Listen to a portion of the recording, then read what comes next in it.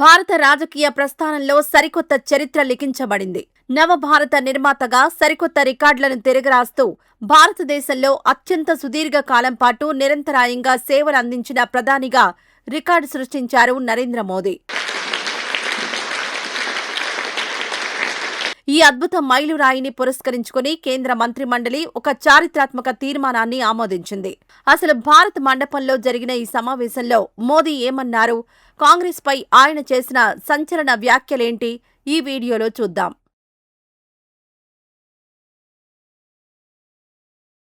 ఢిల్లీలోని భారత్ మండపంలో ఎన్డీఏ కూటమి నేతలు ప్రధాని మోదీని ఘనంగా సన్మానించారు. ఈ సందర్భంగా మోదీ భావోద్వేగ ప్రసంగం చేశారు. నా రాజకీయ జీవితంలో ఎన్నో ఒడిదుడుకులు చూశాను, కానీ ఈ స్థాయికి చేరుకుంటానని ఎప్పుడూ ఊహించలేదు అని మోదీ పేర్కొన్నారు. వరుసగా సుదీర్ఘకాలం దేశానికి సేవ చేసే అవకాశం రావడం దేవుని అనుగ్రహం. నా జీవితంలో లభించిన గొప్ప అదృష్టంగా భావిస్తున్నాను అన్నారు. అంతేకాదు తనకు ప్రజలే దైవ స్వరూపులని, ప్రజాసేవను తాను ఎప్పుడూ ఒక ఆధ్యాత్మిక సాధనగానే భావిస్తానని మోదీ స్పష్టం చేశారు. आपने इस अवसर पर मुझे सम्मानित किया, इतना मान दिया, इसके लिए मैं आप सभी का बहुत बहुत आभारी हूं. साथियों, इतने लंबे समय तक मां भारती की सेवा का सौभाग्य मिलना ये ईश्वर की विशेष कृपा से ही संभव हो सकता है.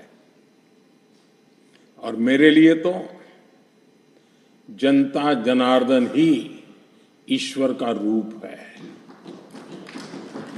ఇదే వేదికపై నుంచి ప్రతిపక్ష కాంగ్రెస్ పై మోదీ పదునైన విమర్శలు గుప్పించారు.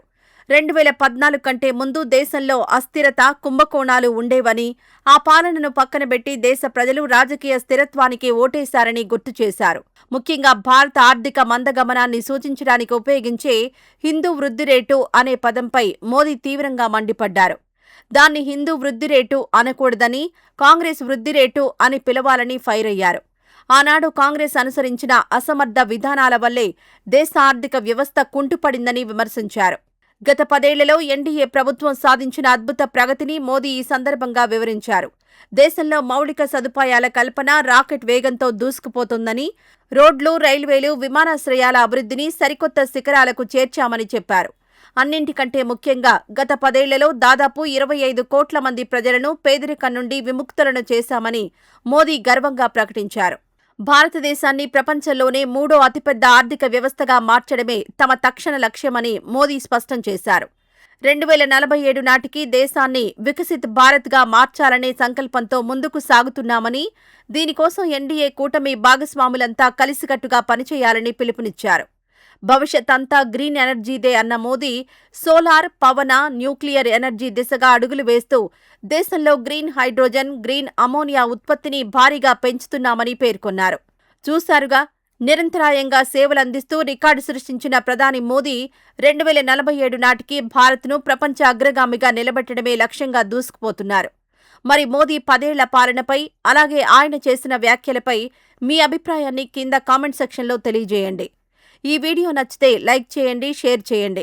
ఇలాంటి మరిన్ని ఇంట్రెస్టింగ్ అప్డేట్స్ కోసం మా ఛానల్ను ఇప్పుడే సబ్స్క్రైబ్ చేసుకోండి. ఈ వీడియో నచ్చితే లైక్ చేయండి. అలాగే మా ఛానల్ని ఫస్ట్ టైం కనుక చూస్తున్నట్టయితే ఇప్పుడే సబ్స్క్రైబ్ చేసుకుని పక్కనే ఉన్న గంట సింబల్ని యాక్టివేట్ చేసుకోండి. అప్పుడే మేము పెట్టే ప్రతి వీడియో మీకు నోటిఫికేషన్గా వస్తుంది. అలాగే ఈ వీడియో పూర్తిగా చూసినందుకు ధన్యవాదాలు.